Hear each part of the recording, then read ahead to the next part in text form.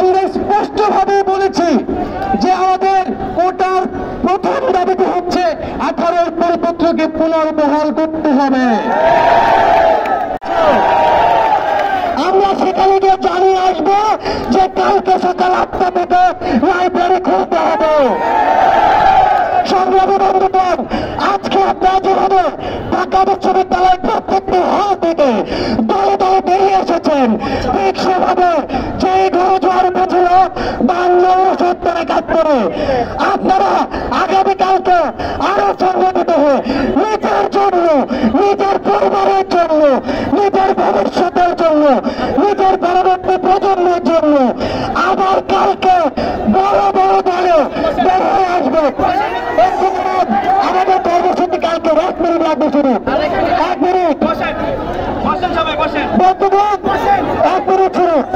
শুধু একটা জিনিস মনে রাখবেন, একটা উদাহরণ দেয়, ওই মিরপুর 14-তে অটো রিক্সাওয়ালা ভাইগুলো রাস্তায় নেমেছিল, ওই দিনই তাদের দাবি মেনে নিয়েছে। আপনারা যদি রাস্তায় নামেন, এই চুক্তির দাবি মেনে নিতে বাধ্য।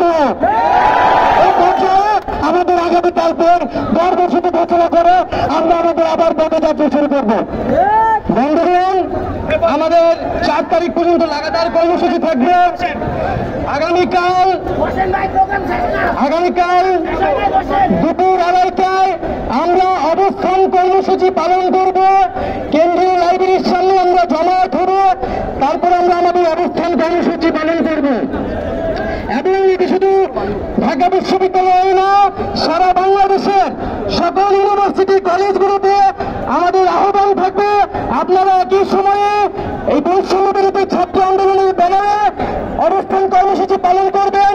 আমরা আজকেও জানতে পেরেছি যে সারা বাংলাদেশে জাহাঙ্গীরনগর বিশ্ববিদ্যালয়, রাজশাহী বিশ্ববিদ্যালয়, চট্টগ্রাম বিশ্ববিদ্যালয়, বরিশাল বিশ্ববিদ্যালয়, বেগম রোকেয়া বিশ্ববিদ্যালয় সহ বিভিন্ন বিশ্ববিদ্যালয়, কলেজে, ইসলামী বিশ্ববিদ্যালয় সহ বিভিন্ন বিশ্ববিদ্যালয়ে আন্দোলন হয়েছে। আজকে ঢাকা বিশ্ববিদ্যালয় সহ 7 কলেজের প্রতিষ্ঠান সমূহ সহ সারা ঢাকা শহরের বিভিন্ন প্রতিষ্ঠানের যেসব শিক্ষার্থীরা এসেছেন তাদেরকে ধন্যবাদ জানাচ্ছি। আগামী 2 দিন আমাদের ঢাকা শহরে সম্মিলিত প্রতিরোধ হবে। বন্ধুগণ, আমরা স্পষ্টভাবে বলেছি যে আমাদের কোটার প্রথম দাবিটি হচ্ছে 18 পরিপত্রকে পুনর্বহাল করতে হবে। কোটা নিয়ে যে কোনো সিদ্ধান্ত এই প্রথম দফা পালনের পরেই আমরা বিবেচনা করব।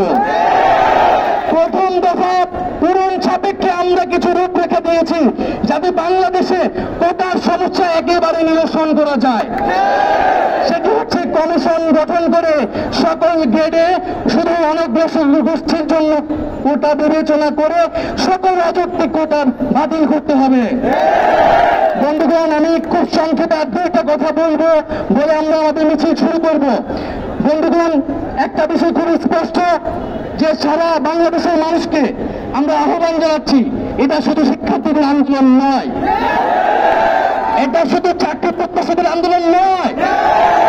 আজকে বিসিএস 400-500 শিক্ষার্থীরা চান্স পায়, বাকি শিক্ষার্থীরা কিন্তু অন্য পথ বেছে নেয়।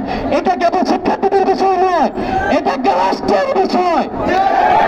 সকল জনগণের প্রতি আহ্বান থাকবে, আপনারা এটা সবার আন্দোলন যে বাংলাদেশের ভবিষ্যৎ কি হবে, নীতি নির্ধারণের পথে কে যাবে। আমরা বলেছি সেটা মেধাভিত্তিক ভাবে নিয়োগ করতে হবে।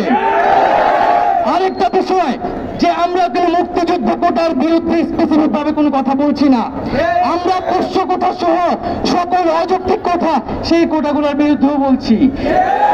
এবং একটা জিনিস মনে রাখতে হবে, মুক্তিযুদ্ধ কোটা এবং মুক্তিযুদ্ধের চেতনা কিন্তু এক জিনিস নয়।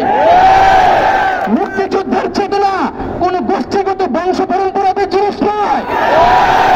মুক্তিযুদ্ধের চেতনা একটা রাষ্ট্রীয় আদর্শ। সারা বাংলাদেশের সকল নাগরিক, আমরা তরুণরা সেই আদর্শ ধারণ করি এবং সেই আদর্শ ধারণ করে মুক্তিযুদ্ধে যে বৈষম্যের বিরুদ্ধে আন্দোলন করেছিল, আমরাও সেই বৈষম্য বিরোধী ছাত্র আন্দোলন আজকে আবার গড়ে তুলেছি।